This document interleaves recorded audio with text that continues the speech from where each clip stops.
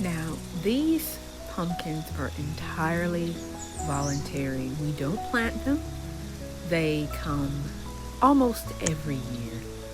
We've never planted white pumpkins, and I'm not entirely sure if the previous owners ever planted white pumpkins, but they come up every year. They never come in the same spot. It's always in various places around the property.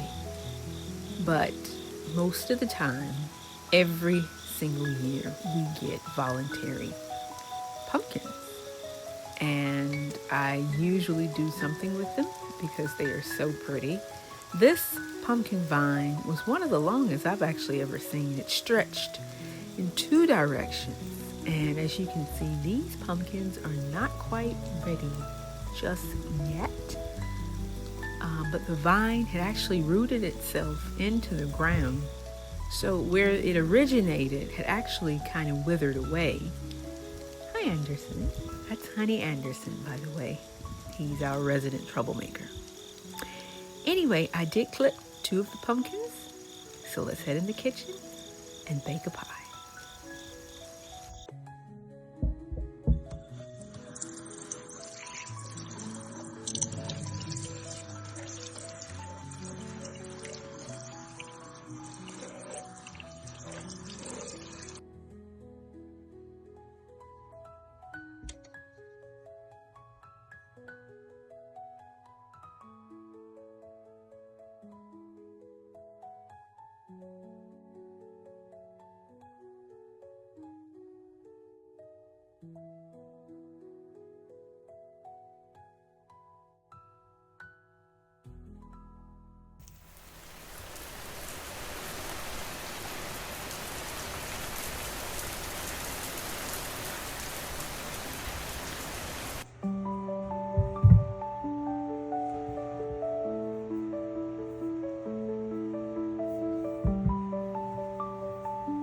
Since these are pretty much organic pumpkins, I want to inspect them and make sure they don't have any wormholes or bites from little creatures that wander around.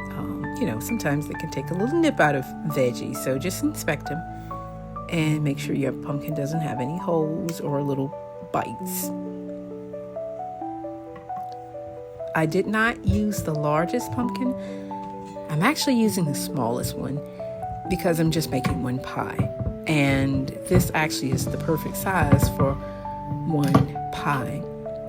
I did weigh out the pumpkin flesh after it's baked, and I will leave that in the recipe, included in the recipe in the description below the video. Now, I want to save the seeds because even though I never do, usually I just toss them. But this time I said, okay, maybe I need to start investing into these pumpkins a little more. So I did save the seeds, and I can replant them and have an actual pumpkin patch instead of a voluntary secret pumpkin patch where you never know where these pumpkins pop up from year to year.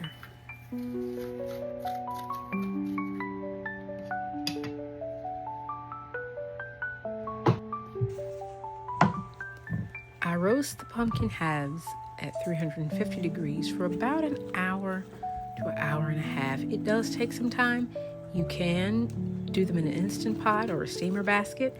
I prefer to roast them because pumpkins can be a little bit watery, and you want to remove some of that excess liquid by roasting instead of, like an Instant Pot, which would encourage more liquid. So I just rub a little bit of butter on the inside, place them in 350 degree oven. I did cover them so they wouldn't start to dry out. And then just roast them in the oven until they are tender.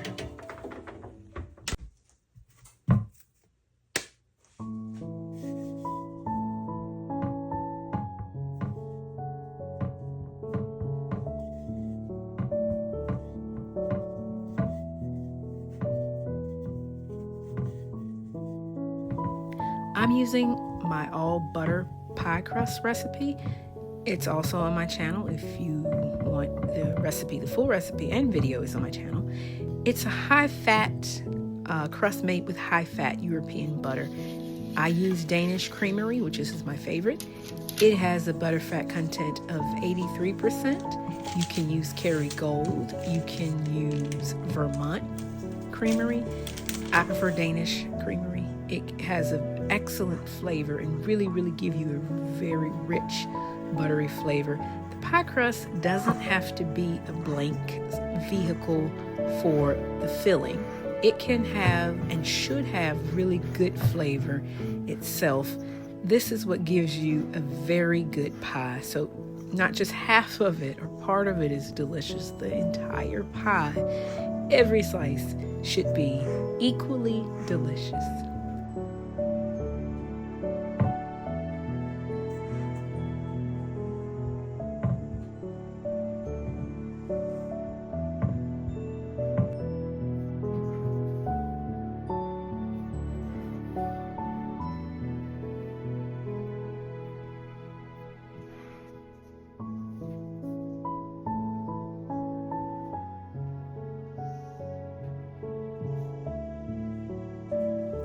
Now before my pie crust goes into the freezer, I'm just going to take a fork and just stick a few holes in it. This is called docking.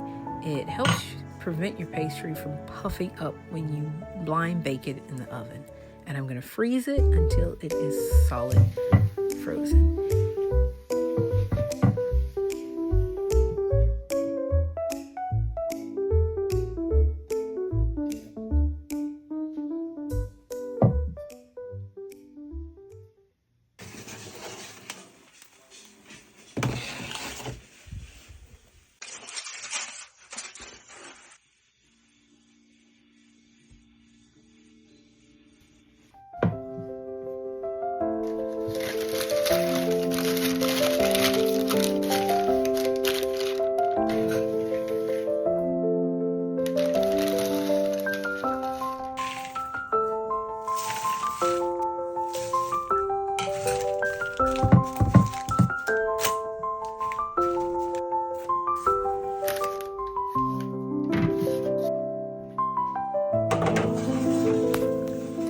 I'm just blind baking the crust for about 20 minutes at 400 degrees. This just gives you an absolute assurance you won't have a soggy bottom, which you will see in the end of this video.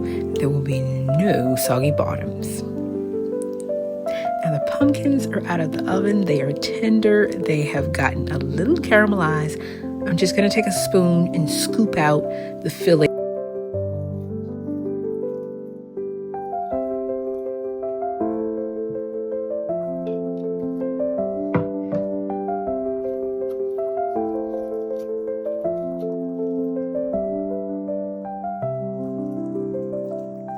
And just make sure you don't get any of the pumpkin skin. Pumpkin skin is very tough and leathery, which is why pumpkins last so long. They're preserved inside this very hard shell. But you want to make sure you don't get any of that. You don't scoop any of that out with the flesh. Now I'm just lining up all of my ingredients. I will be making this in a food processor, and I suggest you do 2 because since this is a fresh pumpkin and it's not like puree, you do need to puree it, and so you would be using a food processor anyway. So I'm just adding in some melted butter along with the pumpkin, the roasted pumpkin, adding in some spices. A white pumpkin pie can take more spices than your traditional orange pumpkin pie, which to me is usually overspiced. But for this white pumpkin pie, it was so creamy and so milky and so delicious. And yes, that was Greek yogurt that I added into the filling. A pumpkin pie needs a little bit of acidity, especially a white pumpkin, because it doesn't have as much acidity. So the little bit of Greek yogurt helped to give a nice balance to the flavor of the pie. And I did add some eggs. You could add an extra egg yolk for a richer filling. But for me, this is richness enough.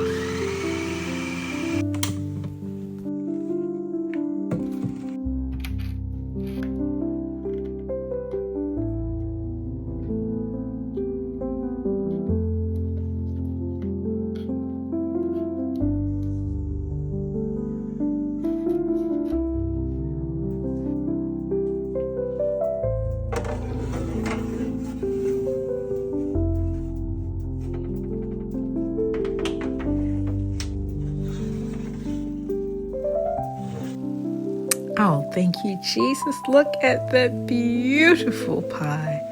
I was so happy with the way this pie turned out. We actually almost finished most of the pie in one evening. Yes, it was just that good. But we thoroughly enjoyed it. If you have never made a white pumpkin pie before, I suggest you give this recipe a try. The full recipe will be in the description box below. Please serve it up with a steaming hot cup of tea.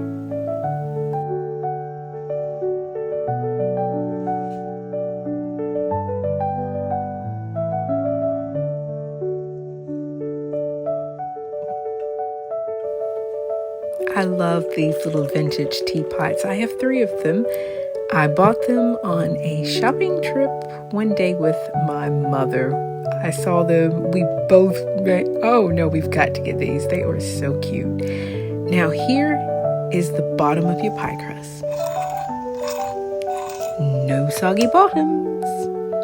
I'm going to sit down and enjoy my slice of pie. And when you bake your pie, I hope you do too. If you like this video, please give it a thumbs up. Don't forget to subscribe. And the good Lord willing, I will see you guys again in another video. Take care, y'all. Bye.